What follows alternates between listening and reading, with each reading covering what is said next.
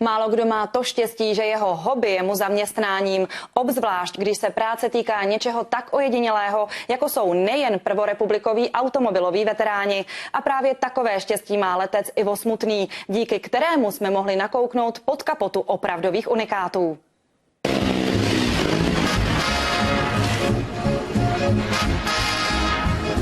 Bugatti, Laurin a Clement, Farman a další skvosty, některé už více než 100 let staré.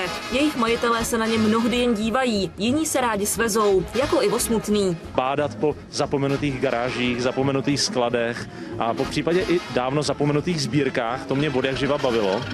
A v podstatě je to nejjednodušší způsob, jak objevit ty nejkrásnější vozy. Jedním z nejluxusnějších a nejdražších aut, o které se Ivo Smutný staral, byl francouzský Farman z roku 1925. Hodnota se těžko momentálně dá vyjádřit. Je to, řekněme, kolem 1 milionu eur.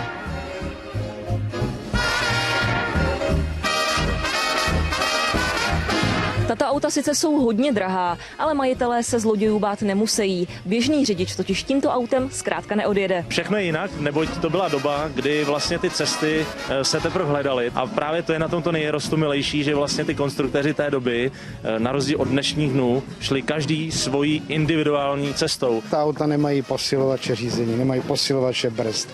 Strašně malý ry, takže když to chcete s tím autem skutečně na místě se otočit, tak se zblázníte. A rozdílů bylo daleko víc. V těch luxusnějších autech měly dámy třeba k dispozici i celou řadu parfémů. Nebyly tam jenom flakonky pro dámy, ale v tom druhém neseséru je zase kuřácká souprava. Pokud byste si vy chtěli vyzkoušet, jak se v takovém autě prvorepublikové smetánce sedělo, budete mít pravděpodobně smůlu. Hrůza každého majitele veterána je v tom, že mu do toho auta někdo poleze.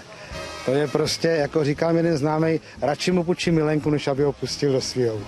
Tak to už zbývá jenom rozbít prasátko a pořídit si vlastní. Pro televizi Barrandov Bára Hlaváčková.